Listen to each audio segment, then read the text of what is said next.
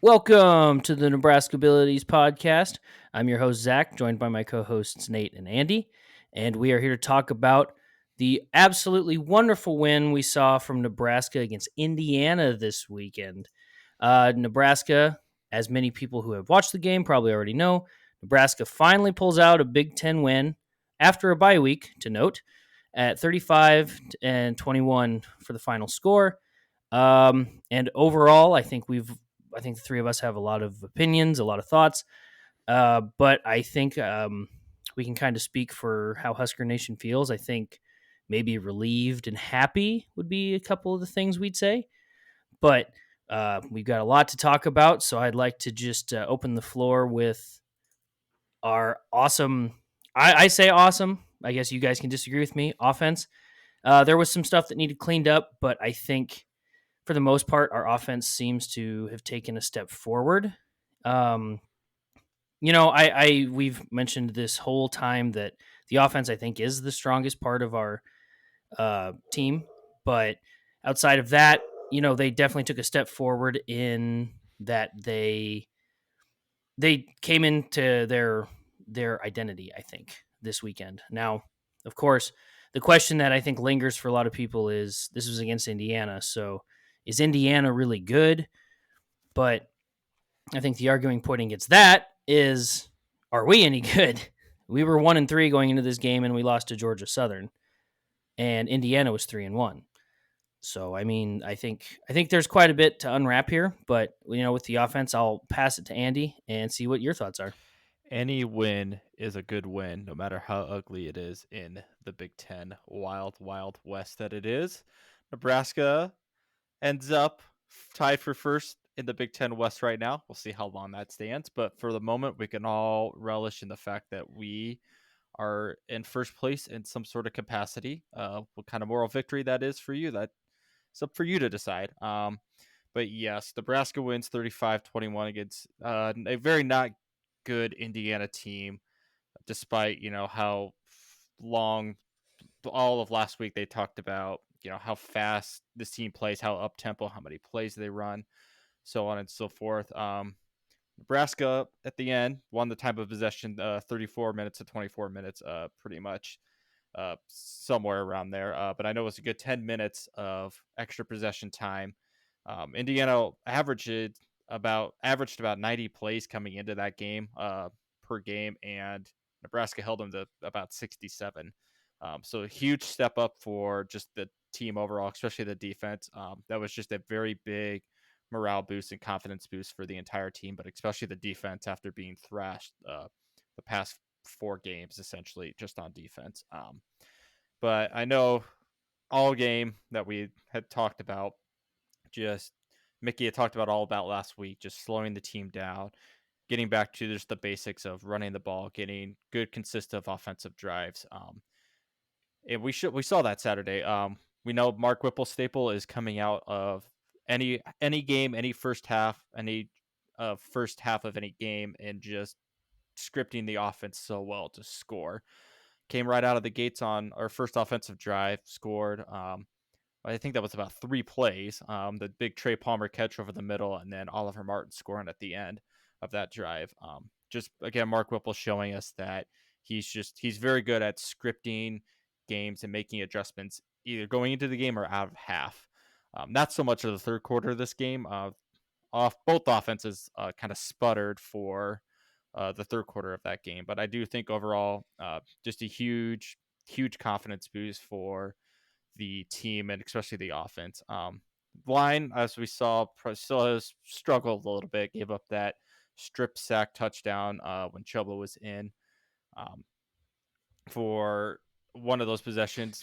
Nice defensive touchdown for Indiana, but just the constant holding calls, and we can talk about how flag happy the Big Ten crew is, and I think they said on the broadcast it was the most penalized Big Ten game this year so far. So if you don't want to talk about officiating, that comes down to coaching and just being able to coach those kids the right way to block on offense. And I do think, as we still seeing that, even Casey got sacked a couple of times, but just the offensive line is still just a liability in terms of pass blocking. I do think run blocking they did a lot better this game. Um, we ended up with 115 total rushing yards. Anthony Grant had 136. So if you're wondering why that difference is, college football counts sacks as rushing yards. So Casey had like negative 50 yards rushing or something like that, but he had a touchdown. So that you just take that into account. But I mean, Anthony Grant, just as we I think are going forward on this podcast now, as we are going to call him Anthony Grant and nothing else, as we have all agreed to, because he is that dude. Um, and Trey Palmer again had an excellent game for the offense. Just being Casey's go-to receiver, knowing that if you need a play, if you need a big catch, Trey Palmer is going to be there for Casey and the offense. So I do think that this is, if you give Casey and you give him a lot of time to make those plays, you can see why getting talent out of the transfer portal can work for you if you can come together as a team and run your play successfully. I mean, there's so many positives to take away from just how that game went offensively. But with that, we'll go to Nate for just a couple quick offensive points. We'll kind of dive deeper into just a couple specific offensive drives there. Yeah, no, I was really, I mean, as a whole, impressed with how the just overall team looked, offense, defense. I mean, special teams, he had their moments, but yeah, just kind of focusing on the offense. O line still gives me fits, especially pass protection. Seems like it's going to be our kind of Achilles heel, if you will. Seems like we're able to get pretty good blocks for the run, but then in protecting Casey, it was just kind of shown time and time again that we're still going to struggle with that. And so that is something that is a little uncertain for me, but I think Casey is kind of grown up in front of our eyes here, if you will, and willing to take some of those hits, but learn how to kind of avoid pressure and make smarter plays as well, even if the uh, game script isn't necessarily going his way. And so that is something I really like to see. And then Anthony Grant, can't not mention it.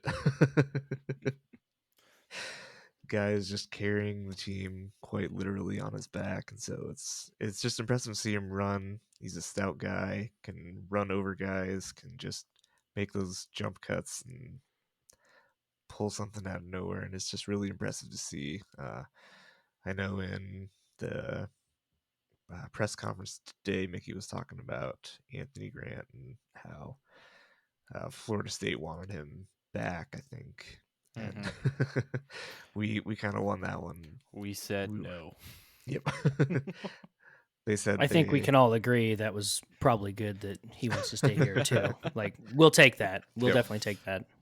But no, he was the top guy coming out of junior college, and so we kind of won that, and thankfully we did, because I don't know where our offense would be without him. So it's been quite fun to see him play. And I think another point that I did forget to mention that during that post game presser, that Mickey had talked about, that kind of the first half and second half of Anthony Grant, that the first half, he did have some good runs, but there weren't a lot of good runs because Anthony would just take the ball and then just hit the hole immediately and not kind of wait for the hole to either open up or wait for the play to develop.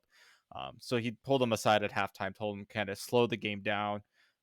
Because I did notice that in the second half, there were a couple times where like he would take the ball and he would kind of hesitate to hit the hole. And in my mind, I'm sitting there like, you gotta get the ball and you just gotta hit the hole or else it's gonna close. So Mickey said after the game that he told him to kind of slow it down, just let the play develop, and then you can hit your hole. And especially that last touchdown drive that they have, he carried the ball 8 times. I mean, that was just an offensive clinic of what you should do for an offensive drive. But just seeing that, you know, Anthony Grant can make those adjustments mid game of, okay, what am I doing wrong in the first half? What do I need to do better in the second half? Which is really impressive of how much he's developed. At Nebraska, at least within the first 5 games already. Yeah, no, and definitely. I mean, the 32 carries that we gave him in this game Mm-hmm. shows how much that we believe in and trust Anthony Grant to do what he does. And then obviously got to talk about Trey Palmer too. 8. I think he had 8 catches for 157. 157. Yeah. Yeah. And I mean, some big plays. I mean, obviously the touchdown was huge, but I mean, he had that big catch in the first quarter you talked about earlier as well that set us up for that Oliver Martin touchdown. And he really seems like our go-to guy whenever we need, a third down conversion or a big play to spark our offense. He's a guy that we can go to pretty consistently, and that is, I feel like, something we haven't had at least for a while at Husker Nation. So it's really, really nice to see that we've got someone a little more reliable that we can get the ball to. And so, obviously, in tandem with that, Casey is Casey slinging the ball around. There were a couple times. Still, I just don't understand exactly if it's a confidence thing, but like at the start of the game, he's just throwing these pinpoint passes to Trey Palmer or Oliver Martin. He's throwing them right where the receiver can catch him, but then a few other times, especially later in the game, I don't know if it was maybe because he was hurt a little bit, but I know that interception he underthrew pretty heavily in the third quarter, and there were a couple other passes just like that kind of make you scratch your head after seeing the Yeah, all and those I really pretty wondered that passes. too, because there was one play specifically. It was like a nice bootleg where the receiver goes just like 5-7 yards to the sticks, and Casey like threw it at his feet. I Yeah, mean, he had a wide open guy, and he just threw it at his feet. And I was like, and that's what we kind of saw during Northwestern just too. Is like first half Casey and second half Casey were like two different people. Now, obviously, that was just one play. It didn't happen the rest of the game, but it's like those kind of throws. It's like, was he just tired? Is it just after he got hit, or like is it something that he just needs to like maybe just settle down and not rush his throws too much type thing? But yeah, there were a couple passes in the second half that just like you said, just make you head scratch, and you just don't know if that's just after he gets hit or if he just needs to slow down, let things develop. But yeah, it's kind of like a common theme of first half Casey and second half Casey. I mean, he didn't throw it as much as Indiana did, not 44 passes like Indiana did, but still, it's just something to just to keep an eye on. Of is he just rushing throws? Coincidentally, that interception was also off a bootleg, so maybe we just don't run bootlegs anymore with Casey. But yeah, back to your point. yeah, no, I I think it might just come down to confidence mindset kind of thing where our team is just kind of still trying to learn how to play all 4 quarters, and that could also just be a little part of it where I don't know, could just be little mental lapses here and there, and can't necessarily fault him for that. Still learning things, taking kind of learning the ropes and everything. So I think he's gonna keep growing, and ideally, as we keep digging deeper and deeper into Big Ten play, I think we're gonna see a pretty impressive guy by the Iowa game. I think so. My bold prediction, I guess. But with that, I'll go ahead and pass it over to Zach. For sure. For me, I think one of the big key takeaways, or a couple of the big key takeaways, this isn't just necessarily specific offense, it's just kind of as a team overall. One was the bye week obviously was helpful. I don't think anybody could argue that the bye week was a huge help. And Mickey Joseph got his first bye week coming off of a bye week win. And I don't remember, we were talking about it. I don't think Scott 2017 with either. Mike Riley was the last time that Nebraska won after a bye week. So, Scott so never yeah, did it. Scott never did it. And so, I mean, I know that we played Indiana, and again, that point I don't think will ever not ring true to people, but I think it's a testament to how much the team seems to have bought in to Mickey Joseph. Even if he doesn't become the head coach, he's the head coach now, and they're taking that as gospel. Basically, they're saying he's our head coach. We need to believe in him, and he seems to have gotten the team to play as a whole unit. Specifically speaking, and this goes to kind of the point I think of what you guys were talking about with Casey, the first half, second half. Uh, we make adjustments now, or we did at least. We didn't hardly ever see that in the past 3-4 years, and we were always like, well, why is it that all these other teams in the Big Ten can make adjustments, and we can't ever seem to do it. Well, I think we might have our answer for that now, but it seems like that we're actually taking in like what our offense and defense is and what they're seeing and making those adjustments. And you could see it in the offense. We sputtered hard in that second quarter. And I'm not going to say we throw lights out in the third quarter by any means, but comparison, I mean, my assumption, as always with a head coach of a football team, is that they go in and yell at the team at halftime. I don't know if that's what happened, but I am always just wondering, like, did Mickey just go in and just light him up and just let him know his thoughts? And maybe he did, but it seems that it obviously worked because we came out in the second half and we finished the game. And I know that I think I said it to both of us or all of us at one time in the group chat. If Scott was still in that situation for that game at halftime, I would have bet 99% that Scott would have lost the game, but Mickey didn't.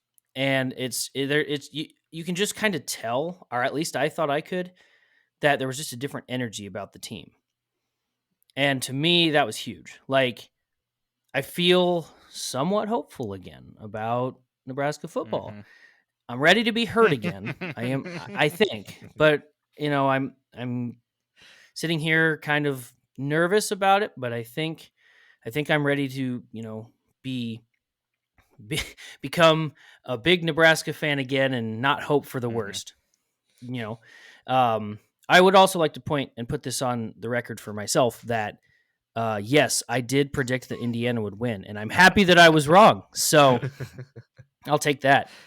But I mean, beyond that, I think the other thing is that it just seems like it also seems like Mickey's doing a really good job, especially on the offense. That he's doing a really good job of finding people who fit the best player, the best guy up mentality, or have shown that they are the best one for that position. I mean, Benhart got benched this week, and he didn't play. I mean, I think he played, but he didn't play nearly as much as he has been. And that was a decision that I was honestly happy to see because he has been a real sore spot for me watching that offensive line the past few weeks. So, again, our O-line is still not great. I'm not going to deny that, but it was definitely, you could tell it was definitely better.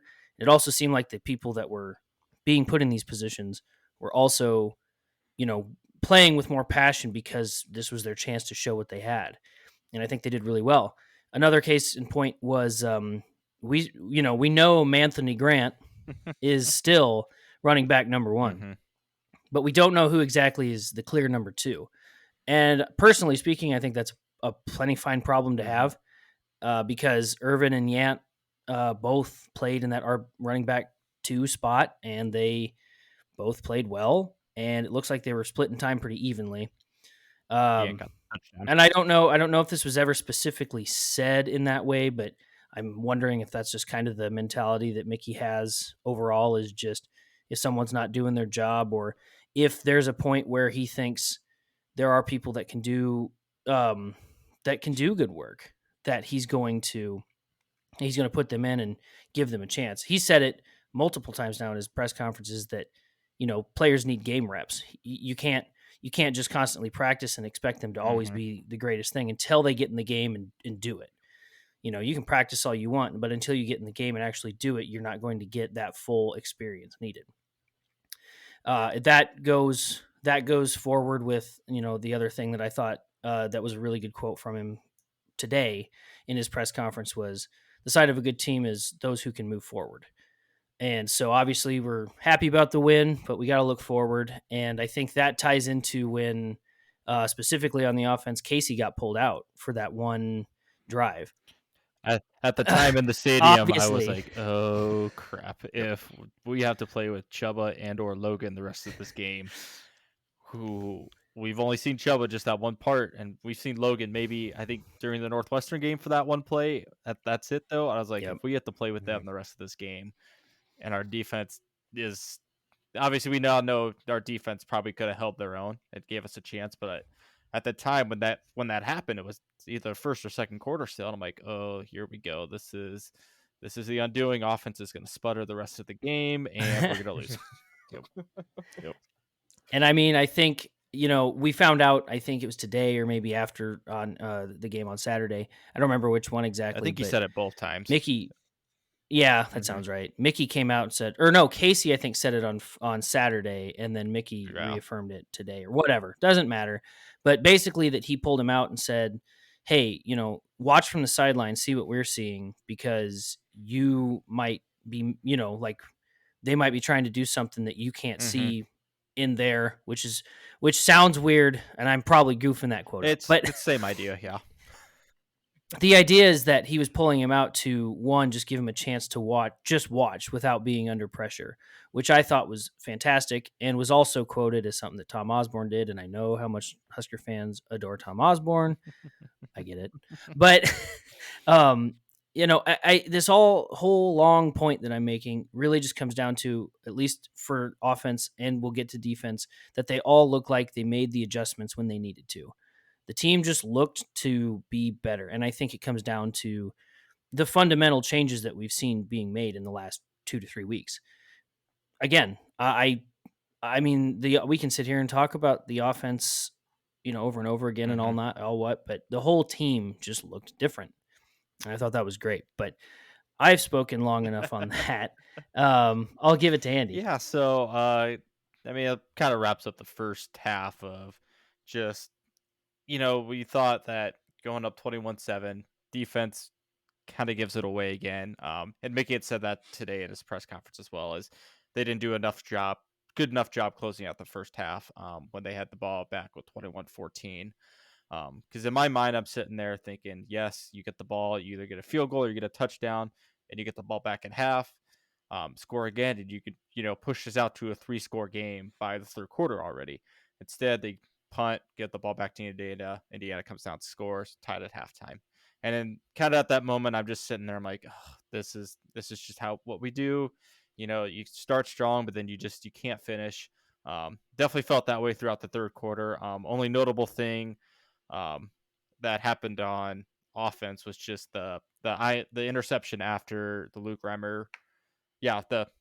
Casey's interception after the Luke Reimer interception, back to back plays. Um, in the moment, I like the idea that if you can run that play like a minute after the interception happens, that's a great. The fact that there was the injury timeout and the TV timeout, that's like a 5-minute span there that you're just kind of waiting to get your offense back out there. You kind of lose that momentum from the interception. And obviously, as we saw, Casey bootleg, you know, chuck it deep, intercepted at the 1 yard line. Thankfully, the defense stopped him 3 plays later. But that's just one of those things. Like at that time, you just got to realize that okay, you kind of lost the momentum. You finally get the ball back after the first huge stop on defense in terms of turnovers. Just kind of run the ball, see, because they were already in pretty good field position already, even for a field goal. So to kind of give that away, just squandered a chance. But going into the fourth quarter, after the Trey Palmer touchdown, I was happy, but just as with Nebraska football the past few years, it really more than that. But you never feel comfortable with any sort of lead trying to close out a game because this team has never been able to do it before. Um, so that last touchdown drive with the Casey Thompson run, I mean, that was a 12-play, 6-minute drive. And that's what Mickey had preached all of last week, was being able to slow down the game, being able to just run the clock, sustain drives, get first downs, keep drives going. And that drive was just like a perfect example of what they did. Anthony Grant ran it for 8 times, got a lot of those first downs. Like I said, Casey Thompson with the touchdown, but I mean, that's huge to knock off 6 minutes in the fourth quarter, almost half the quarter essentially, just on that one drive, and to not give Indiana a chance, because I think we had it with like 11 something, and we give it back to them with like maybe just about 6.5 minutes left or so, and to be up 2 scores at that point, you just really felt good for your offense to be able to do that kind of drive during a game that Mickey said he wanted to happen, and it finally happened for this team. They were able just to finally close out a game to where we've all seen in the past is any sort of lead that you get in the fourth quarter, the team was just never able to close it out. So that's just a huge confidence morale boost for the offense, the entire team, especially with Mickey be able to preach and do what he says. That we've never seen that with Scott notably before. Just to be able to do what he says all week. And I think that was one of my favorite things about the entire offense. Obviously touchdowns are good, but everything about that drive was what you want in an offense, trying to either close out a game or close out a half. It's just to be able to work and pound the clock until you score eventually and give the other team no hope to get the ball back and score. But with that, I think, Nate, you can pass it on to you for any either final wrap up on offense, or you can just dive right into the defense if you want to. Okay, yeah, no. So I guess final thoughts on offense were just overall pretty good. I was pretty impressed with, I mean, aside from a couple offensive line issues, still, I was pretty impressed with the entire Oh yeah, I offense. guess we They could had, talk about the you know, many. back-to-back unsportsmanlike conduct penalties on Oh Turner to get yes. ejected. Do we really need No, to? it I was mean, that was just I've never, stupid. Let's just, unless there was a big brawl fight, I don't know the last time I've ever seen an offensive lineman get ejected from a game. Yep. Definitely wouldn't be for targeting. I don't even know how much of a punch that was either. It was kind of a little smack that That's what accidentally I hit him said. in the face. It's like that's totally a weak call, Yeah. but I guess I Yeah. can see it. Fine. So, yep, that happened. Who was it? Brandt came in, I think, for him and played really well. I know Casey mentioned, or I don't know if he tweeted or mentioned in a press conference that he said that he came up to Brandt after the game, I think, and just congratulated him and said he did a really good job stepping in for Turner. And so he was win favor with the quarterback. That's impressive. That's a good thing to do. So I know Casey actually said he was going to be taking out all of his offensive linemen for dinner this week too. So he took some hits, but he was overall pretty pleased with their performance. I got very mean, scared there was after I think it improvement. was like the second time that he went down, quote unquote down, but the one that like it looked like he landed on his shoulder, and that was like, Yeah, oh, if that's yeah, like a broken collarbone, like you're done, like AJ Allen. yep. But I mean, it was good to see that for where my seats were, like I could see the medical tent, and I saw him go in, and when he came back out with his helmet on, I was like, oh, my heart just like was so relieved that he came back out, but. Yeah, I know. Like you said, yeah, Casey took his lumps, but thankfully, nothing serious, at least that we know about. Mhm. Yeah, and I know that was another thing that Mickey said in his presser today was that he was really impressed with just the toughness that Casey was showing and just the overall, he took the hits and for the most part he just hopped right back up and kept chugging along. And so he's really praised Casey's toughness as physically and just kind of mentally as a leader as well. And so that was good to see, good to hear. And so I guess just going into defense, the things that really stood out to me were especially that fourth quarter where we only had them or only let them run 12 plays, Indiana. And I think what you said they were averaging around 90 Yeah, plays, I I mean, believe, per game. if you just watch that game of just obviously their offense is entirely up tempo. I mean, rarely did they Mhm. ever huddle. Not I don't remember a time that they did huddle unless it was after like a timeout or anything. But I mean that the entire offense was uh, up tempo, and it's not.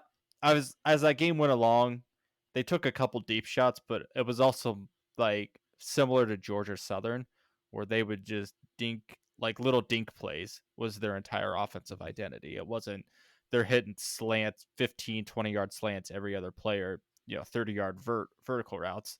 They were just, a lot of screens, a lot of motion, just a lot of underneath throws that you can run 90 plays if you get 5 yards of play, just doing underneath passes or running the ball like that. But once I saw that from their offense, I'm like, okay, I can see why they run 90 plays now. It's because they do all these little underneath passes or runs that, I mean, get the chains moving if you're getting 5 yards of pop off them. But yeah, that, like you said, Nate, huge for the defense just to allow them to like basically like 3 and outs in the fourth quarter, and that was it.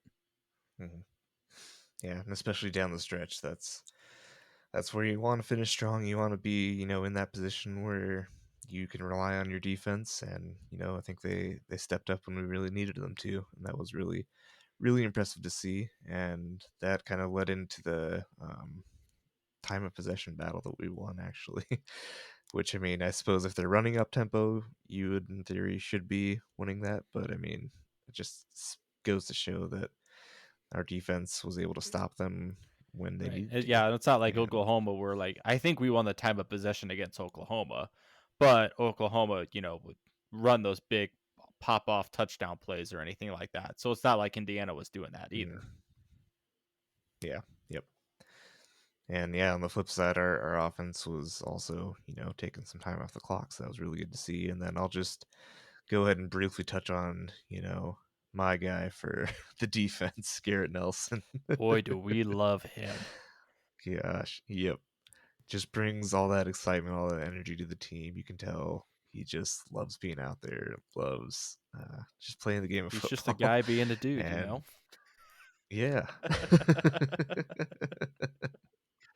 I did really love watch to him see as it. like he'd get a tackle or something and he'd start hyping the crowd up, which Mickey touched on too. He was like, Yep. I had to tell him like, go get lined up because they Right. kept running tempo, which was just hilarious to me. He's like so pumped up, which is great. You want to see that in your team, but it's also just like get pumped up, but like, do it later. Go get lined up. There's still a game going on, man. No, it's great to see, homegrown kid out of Scottsbluff there just leading, kind of spearheading some of that defense, and good to see him having some big plays and keeping the team kind of enthusiastic and within the moment. And so it's really, really a joy to watch him play. So with that, I guess I'll go ahead and throw it over to Zach for some of his thoughts on the defense. Yeah. I was impressed with the defense, and I don't know how long it's been since I've said that, I guess prior to last year, but the defense, it's conflicting because everybody's always like, well, Indiana wasn't that good, but neither was Georgia Southern, and Georgia Southern put up 45 points on us, or 48 or whatever it was. I don't remember off the top of my 45. head. So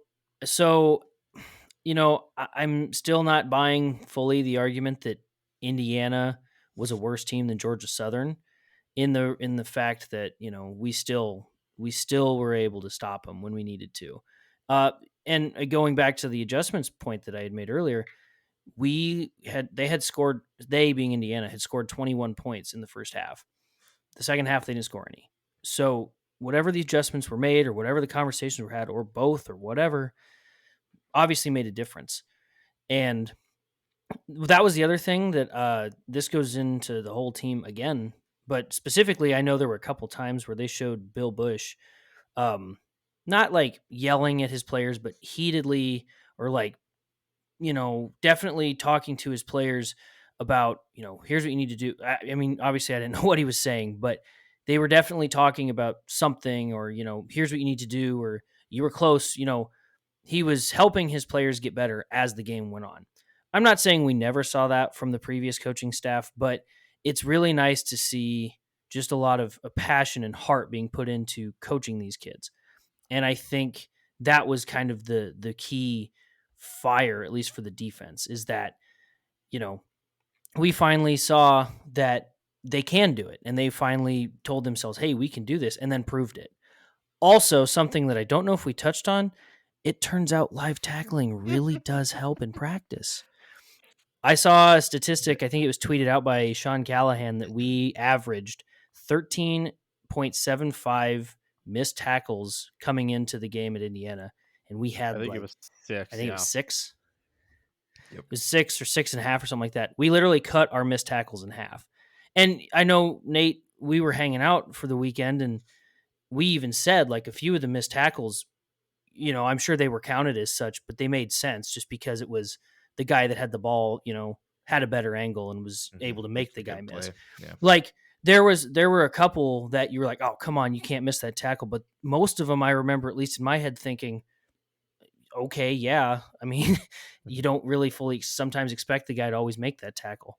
You want him to, And you definitely want that number to be lower than 13 missed tackles a game, but we did it. And I mean, I think the defense took a huge step forward, if nothing else, in confidence. And I think that's going to be huge going forward. Plus, we also saw some other different people coming in and playing in spots. I know Tommy Hill didn't play nearly as much. I just had his name pulled up and I forgot what his name was. I feel really bad Was it now. Malcolm? What was? Yes, Mm-hmm. Hardzog. Mm. He came in and I think he played either in place of Tommy Hill or close to or whatever. He had a really good game. I mean, obviously, he had a really good game because I think I saw he got Freshman of the Week in the Big Ten, or at least for Nebraska or something. Yep. So, I don't necessarily think our defense is going to be a barn burner defense the rest of the year, but two points to remember is that this is the same defense that got hounded by Georgia Southern, also got hounded by Northwestern, who did not win a game going into this week after they beat us. And, just because the Indiana team isn't that great, we still did it. It's still a Big Ten team, and no Big Ten team, I think, can be overlooked at this point. They lost. And so I Going think back to the Georgia Southern point, because I just looked up who they played this weekend. They lost to Coastal Carolina, Yeah. another coach that's on the rumored Nebraska trade. Yep. Jimmy Chadwell or Jamie Chadwell. Maybe. But I mean, that's kind of my whole point. Is you guys really touched on the key points, I think. But I think our defense took, and I say monumental step forward for them. We're not going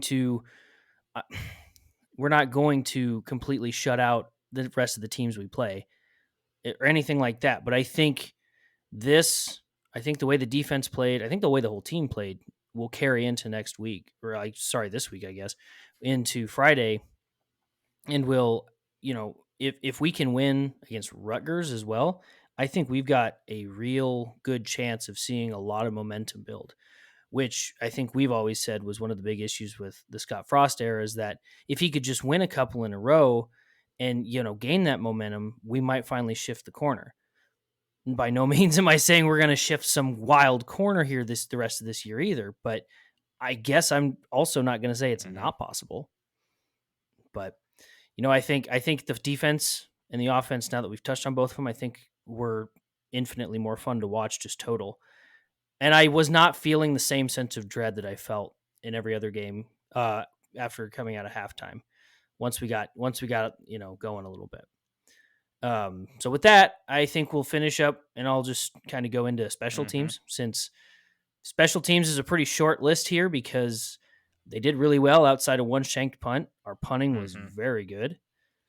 And of course, we cannot talk about special teams without talking about the blocked punt and the touchdown that came from that. That was an incredible play. Swing. Mm-hmm. Absolutely. And again, special teams, there's not a whole lot to talk about, but I do you can definitely tell there's been improvement. This is not the same special teams unit we had last year. It's really nice to have the special teams unit come onto the field and not go right every time because you're so nervous of what's going to happen. And so it's really nice to be able to see that we have a special teams unit that is able to put a pretty competent, unit on the field. They're not perfect, and I'm not going to ever expect them to be perfect because it's football. That never really happens, I don't think, other than, your miraculous games. But I don't have anything too much else to say about the special teams. So, Andy, what you got? So obviously, just the first blocked punt and returned for a touchdown for Nebraska since 2009. So I mean, that just shows you how much of either past coaching staffs haven't really, tried to emphasize special teams too much. Not that very many teams get blocked punch for touchdowns anyways, but it was wild to think over a decade that, that's the last time Nebraska blocked a punt and returned it for a touchdown, where Iowa did it against us last year type thing. And they had one this year too. So It's just kind of it's nice to see that special teams is gaining that confidence.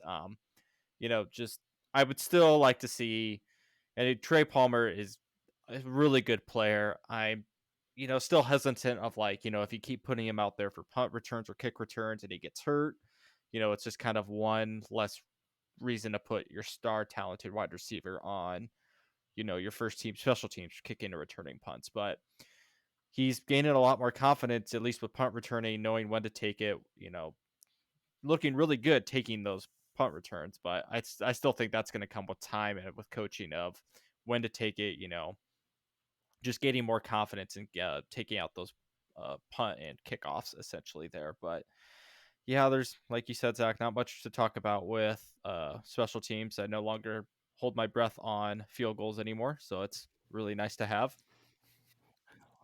I think it's definitely a good thing that there's not a whole lot to talk about. Usually special teams is always the one that you'd point to be like, that Right. was the issue. Now I don't think No, we can and say that too much. Just going back with kind of like an overall point of, I mean, we could talk about the penalties and, was it really the refs? Was it really Nebraska? Mickey had addressed that today is, if you're going to be a physical team, either on offense or on defense, you're going to have penalties. And I think that comes back to them coaching is, yeah, you want to be an aggressive team, but this is how you be aggressive while still playing kind of within the rules. And I do think, with defense, especially like pass interference, defensive holding calls, that's going to come with time with coaching with Bill and some of the younger guys that you put in there. Those mistakes are going to happen because they're young players. But I do think, obviously, however many penalties for 111 yards is ridiculous. But that's one of the things that Mickey preaches. Like, if you want to be an aggressive offensive and defensive team, like, you're going to have those kind of mistakes and those kind of penalties. It's just how much can your defense step up from that mistake and stop them on the next play? Are you going to let it break you, or are you going to, come back together, forget that play, get back, get the stop on this next play type thing. So I do think that is one of my favorite things that Mickey addresses is like, you literally taking it one game at a time, one play at a time type thing. That's his mentality is, yeah, you made a stupid mistake on this play. This is what you do. Go back out there. Don't do it again type thing. It just, I don't know how much of that we saw from Scott of kind of in-game coaching of when a player makes a mistake, pulling him off, telling him what they did wrong and sending it back out there with the right adjustment type thing. I know just looking over from the sideline, after some of those penalties, I mean, Mickey was getting in their face, yelling, type thing, which, take that however you want your coach to be. But, he's acknowledging that, hey, you can't do this again.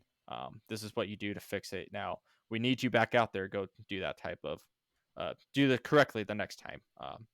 But that's what I love about Mickey and just how he wants to clean up all these little mental mistakes, things that are very fixable with coaching for this team going forward. But yeah, so I think with that, Nate, we can either just kind of roll right into just the short week. We have Rutgers coming up on Friday night here now. Yeah, no, so we've, like you mentioned, we got Rutgers Friday night. 6 What o'clock. time is that? I wish it was 6 7, but o'clock. whatever. Feel like 6 o'clock way too early. Yeah, that's interesting timing on that, but it'll be something. Over in New Jersey, over in Piscataway, so that'll be. I know they're traveling on Thursday to make it out there by Friday or for Friday, and so definitely a really short week. And Mickey touched on that in his press conference today. I know he was talking about they had to shorten different reps and move things around practice wise to compensate for that. So, I mean, good news is Rutgers isn't like coming off a bye week or anything. Coming off a thrashing against Ohio State. No, they're coming off a thrashing from Ohio State, 49-10. Yeah, so their confidence probably won't be too high, but I mean, again, a team you don't want to necessarily overlook because we've seen how the past 4 games prior to Indiana have gone, and so Can't don't want to overlook necessarily any assume Big Ten anything team, yet. especially when you're Nebraska. If you're Ohio Yeah. State, probably, Yeah. but we're not Ohio State. Yeah. Not yet. But but it should be interesting. I know. I'm excited for this one. It'll be, I don't know, weird on a Friday. I just couldn't I get over that part. I'm sorry. when we were doing like But I thought this would be like a trap game. When I first looked at this game, yeah. I'm like, oh man, there's like you could be going to this game 4-1 or like 5-0 theoretically too. Obviously, we know what happened then, but Mhm. I was looking at that. I'm like, man, if this team goes in there 4-1, 5-0, I mean, you're going to be so much confidence. But this screams trap game. No, it Yep. doesn't. But luckily, I mean, we do have some semblance of confidence. We beat a decent Indiana team. I mean, by 14, we covered the spread, which is something we First haven't been time able all to year. say all year yet. Or we might have did it against North Dakota, one of the two. No, maybe I don't know. No. But either way, I know for sure we did it one time this year. That was the Indiana game. Yep. I'm not confident that we did it against North I think Dakota. that was a Not 22 because point I spread. pay that much attention. Yeah, I was gonna say. Not, I was gonna say not because I don't pay that much attention, just because I don't think we No, did it. I think that might have been like the 21 or 22 point spread after the Northwestern game, and I was like, what? Yep. But yeah, I think just looking at this game, you're hoping we get some momentum from the Indiana game. We ended the game on a strong note, which is good to see.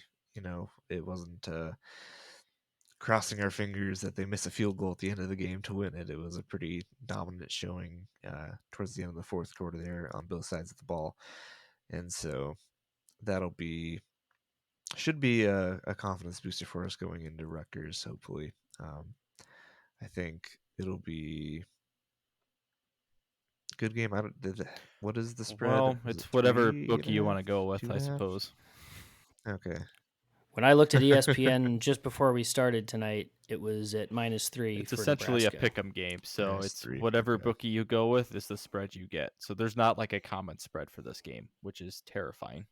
Yeah. Because Vegas doesn't even know what's going to happen. Probably also pretty accurate. Yeah. But I mean, their only notable win is against Boston College. I'm not entirely sure how good Boston College is, but I don't They're think they're 2-3, I necessarily do at the believe top of so. the So they ACC. have not done well either. Okay. Yeah, and then they beat Wagner and Temple, but then they came into Big Ten play and have started to falter. So I think it'll be interesting, but I think it'll be a good game for Nebraska. But I'll go ahead and pass it over to Zach before we get into any predictions just yet. Sure. I mean, it's the same thing I said with Indiana. It's a Big Ten game. No game can be overlooked, especially for Nebraska. And Rutgers, I would argue is on the same level as us. I think, we're all battling. All our teams are battling to be better and be good. And we had a good start against Indiana, and we hope we can roll in and take care of business on Friday and get some momentum. That's what I want to see. I'm excited to see how we play against Rutgers.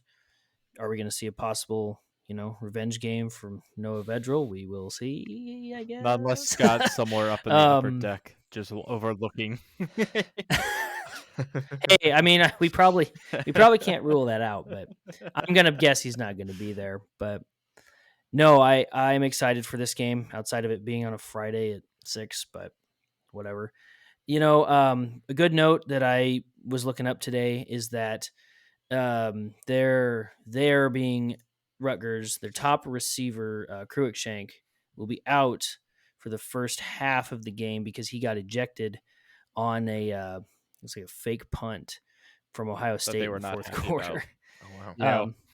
Yeah, they weren't happy, and Cruikshank decided he wanted to pull a Turner Corcoran and get ejected. Too soon? Question mark? So we have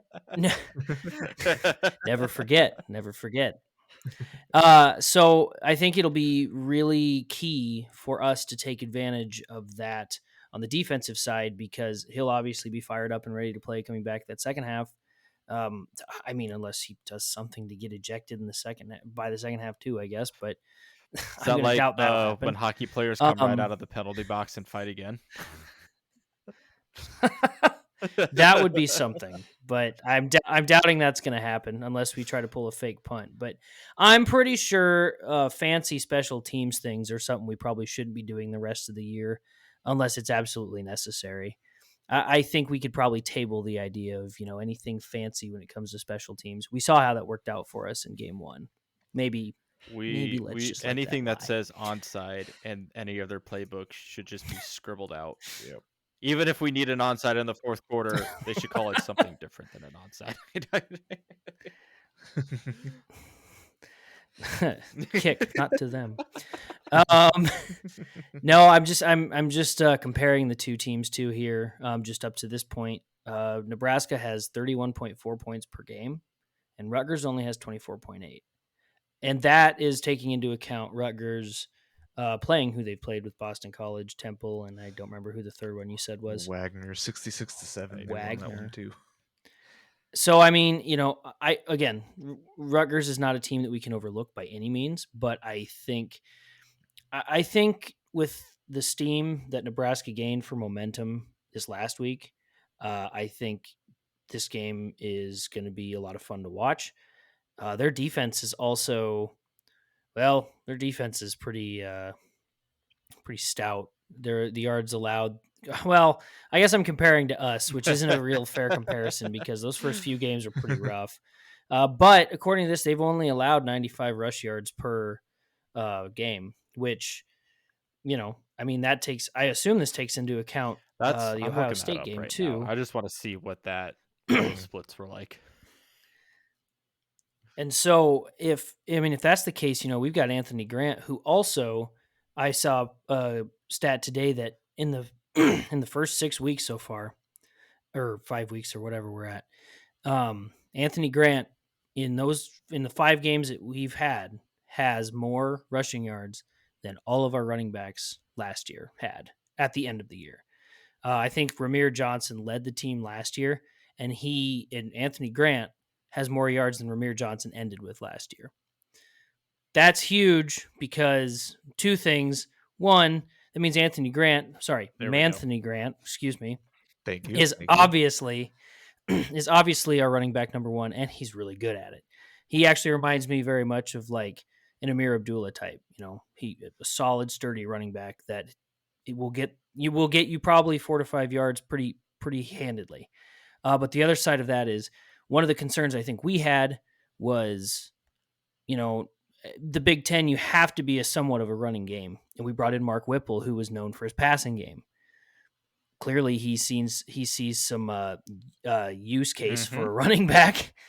And so, I think this game will be interesting in the sense that will our offense, who's been probably the best it's been, in the last couple games outside of, how bad Oklahoma trounced us, I think Nebraska can pull out the win, and I think it'll be fun to watch.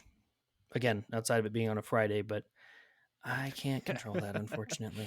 But Andy, I will pass it over to you because I want to hear what you have. Kind of a quick couple of thoughts here. Obviously, we're gonna just looking at just the splits from the Ohio State Rutgers game. I mean, yeah, this probably helps when most of that averages are from like the first 3 games of non-conference and you play against a terrible Iowa offense.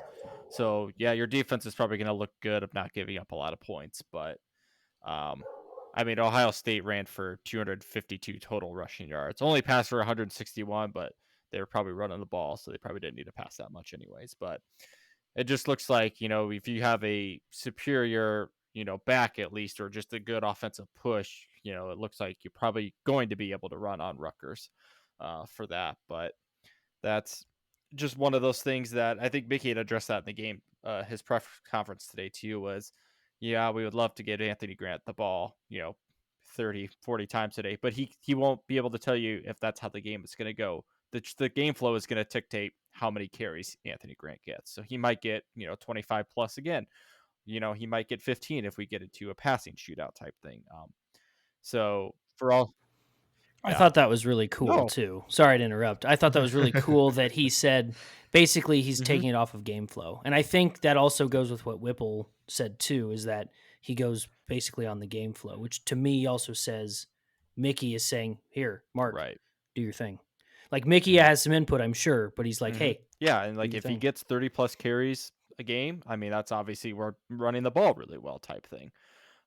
But if he gets 15 rushes and you got to pass more, that's just how the game goes. You can't control that. So, yeah, I agree with you, Zach. I do think that was how he acknowledged that. Yeah, we're gonna run the ball if we need to run the ball. If we're gonna pass the ball if we need to pass the ball. Just how the game dictates it to us as well. Uh, but I would love one of the things I just want to see is, are we going to let the emotion of, the win kind of carry over and can we sustain that momentum? Obviously, we saw that with Oklahoma where you let your emotions kind of dictate how you play and you play a great first couple of series, but then you just get thrashed after. So, you can carry emotions into the game, but you got to be able to sustain that and sustain that momentum of either a win emotion or just the winning feeling all 4 quarters. So I'll be interested just to see the energy that the team comes out with. Obviously, a short week too, so for both teams, so we're going to see, our guys going to be sluggish? Are they going to be looking rough? Are we going to be slow out of the gate? Are we going to be, you know, how we usually start with football? Are we going to start fast type thing and score out of the first drive? Or are they going to kind of be sputtering just until they kind of pick it up again? So just a lot can happen just on a short turnaround week. But hopefully, And let's not also forget that Greg Schiano is yes, actually a pretty good yes, he coach is. too. So he's going to have his Yes, players he ready to is. go. So we can't No, and overlook any that's Big Ten team. Yeah, and I know even Mickey was talking to this presser that Greg Schiano brings really physical teams in, regardless of how good or mhm, bad they are. They're teams that will come in and kind of right. hit you in the mouth. And so and we know that Mickey's gonna take that mentality, get his players focused, keep their mind just on just getting them mentally and physically ready for this game. Just it's the first time for this coaching staff technically in a while that they've had this kind of short turnaround week. So it'll be just interesting just to see how the team comes out and initially looks. Are they going to look slow and sluggish, or are they going to come out like they usually do, type thing? Um, but just one of the things I would love to see improved on defense, and I guess offense too, is just keep the mistakes to a minimum. Obviously, with the penalties, that's one thing you can and can't control. But if you can just limit, maybe 3 or 4 of those that are like the personal foul penalties, keep them under 15 yards type thing, kind of clean some of that up.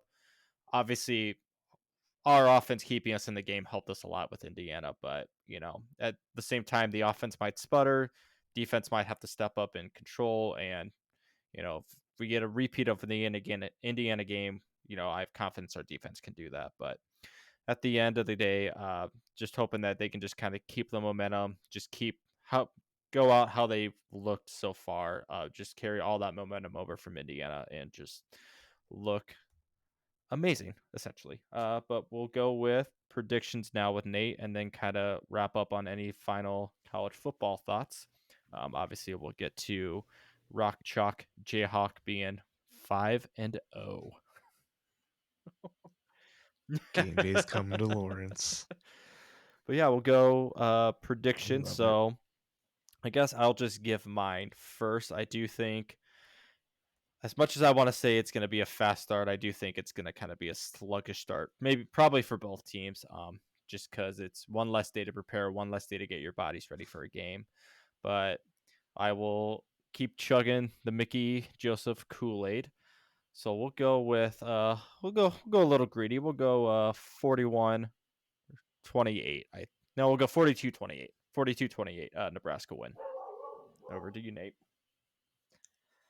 All right, yeah, I think that's kind of the direction I was going. I know last week I picked against Nebraska. You're welcome, everyone.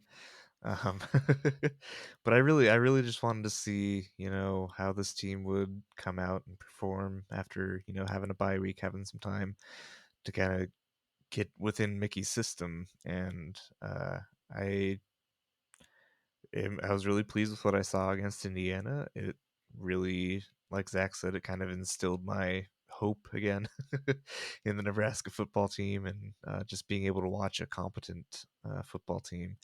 And so I think I'm going to go back onto the optimistic kick here.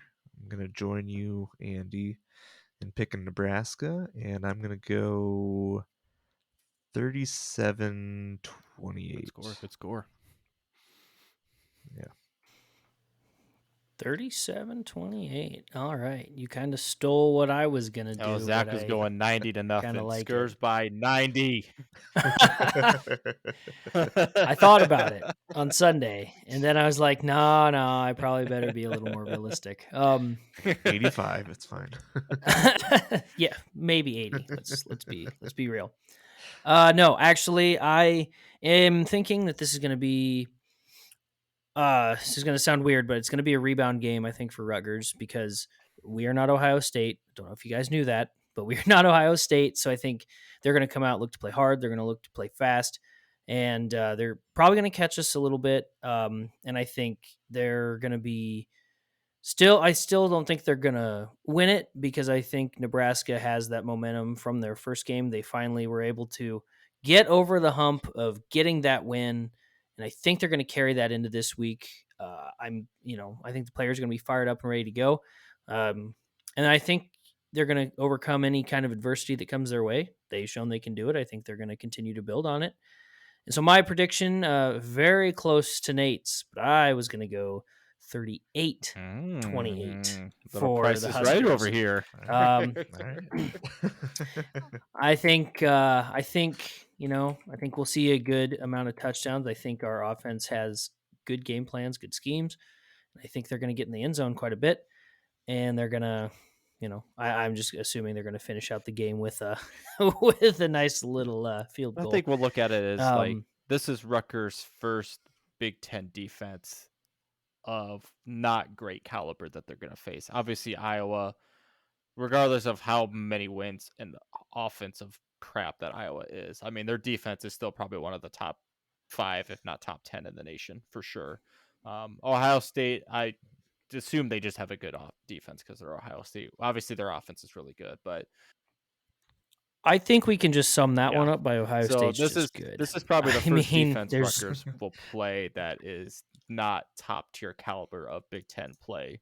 So that's probably a reason why for a little bit higher score on Rutgers end that we're giving them when they've only scored 10 the past 2 games. But we know our team so far, so we think there's going to be a little bit of leeway. But just the old Bob Diaco bend don't break, or the Swiss cheese defenses they love to call it. I think this is going to be really closely even. I mean, we're predicting, over 10 points here, well, except for Nate, but we're expecting us to Right. win by 10 or more. But I think this is going to be the most closely matched that, outside of Indiana. I think this is another really closely matched game for Rutgers and for us, and I think this is the perfect game for Nebraska to build upon the success they had last week. And yes, I understand, the point is always going to be it was just Indiana, but hey, a win's a win, and we take those as a hot commodity around here right now because we haven't had very many. So I'm going with it, and I'm excited to watch this game, and I think both you guys are too, and I think it's going to be a lot of fun. So I think with that, we'll just kind of do some quick college football whip around here.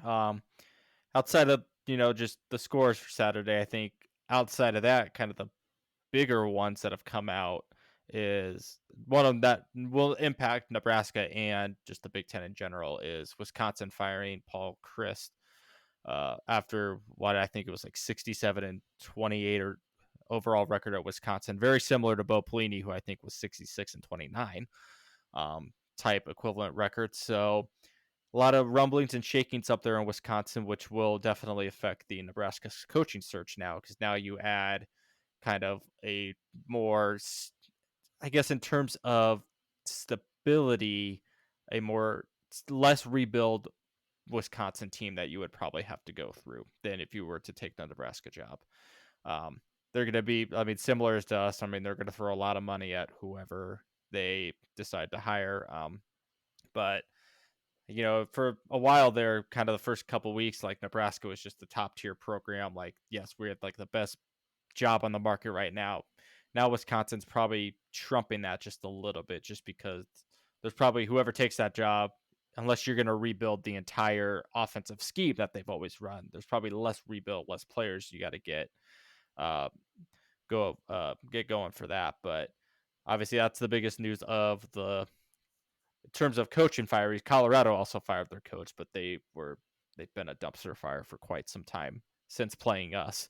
And that's also a nice little note is when we play Colorado next year, there'll be two brand new head coaches facing each other, whether it be Mickey or somebody else, but definitely just two brand new coaches going into that matchup next year. But just add another team to the coaching list. But I think the Wisconsin firing is probably the biggest one that impacts Nebraska, just because it'll affect who we also go after. Especially if a lot of folks want Lance Leipold. Obviously, 5-0 at Kansas right now, ranked for the first time in probably since 2009 as well for that. But for those who don't know, Lance Leipold is a Wisconsin native. So that kind of adds a little bit of mix into, if you want him to come to Nebraska, now he's got his home state that has a job opening. So if Wisconsin probably is eyeing that one a lot, unless their interim coach does really well and they decide to keep him, like, maybe Mickey does too. But that's something that I think we just got to keep an eye on going forward. Obviously, Brett Bielema's Fighting Illini now looks a lot scarier when they come to Lincoln and play us. They got Paul. They got him fired essentially because they beat Wisconsin 34-10 in Camp Randall, which I think that would probably be hard to do. I would imagine it would be hard to do, beat anybody at Camp Randall, but Illinois went in there and thrashed them for that. Michigan looks as good as ever, so that's also going to be a scary game. Purdue, I thought Minnesota was going to win the West until Purdue decided to say, "Hey, wait there a second, we're in this now." I watched that game. It was a very ugly game. It was very Big Ten-esque type game. I think that was 20-10 or something like that. Yeah, 20-10. Very Big Ten-esque type game. So very on brand for that. And then Adrian Martinez still doing Adrian Martinez things, keeping Kansas State ranked, keeping them alive. And then the Oklahoma loss is now suddenly getting worse and worse as they got absolutely thrashed by TCU. Which Nate mentioned earlier, that game day is now going to Lawrence for the first time ever to watch your Rock Chalk Jayhawks 5-0 take on, I think, 5-0 TCU as well, or they're 4-1, but 5-0. Yep. Yeah, so Still undefeated. that is going to be just a weird, electric atmosphere in Lawrence. I'm not even sure what game day is like there for football. I'm sure they don't even know what it's like until that happens, but just a couple of just quick noticeable games in terms of just kind of close to home Big Ten teams for that. But pass it to Nate there if he has any just college football roundup thoughts or anything about the Wisconsin job opening that will affect us too. Yeah, I think I'll just go straight into scores. I know the Minnesota one is the one that stood out most to me. I know their running back Mo Ibrahim. He was out for that game. I believe it was some sort of ankle or leg injury. They didn't necessarily disclose and hear anything specific on what it was, but that'll be certainly something to monitor moving forward. I think he was dressed, but I don't Yes, I think he did. played. They showed him on the sideline in uniform, like pads and everything too. But on the bench. So obviously Yeah. that game probably goes different for Minnesota if he's available because he's very Mhm. much on Anthony Grant's type level running back. Um, Probably just put him above Anthony Grant because obviously he's been playing FBS longer than Anthony Grant has, but Mhm. very similar in terms of just hard running style, shifty type running back. But yeah, that game probably goes different if he's healthy for Minnesota as well. Mhm. Yeah, and I mean, just looking forward, I mean, we will be playing Minnesota in a few games, and so just seeing if he's able to get healthy or stay healthy even could be a difference maker in how our game eventually evolves with them in a few weeks here as well.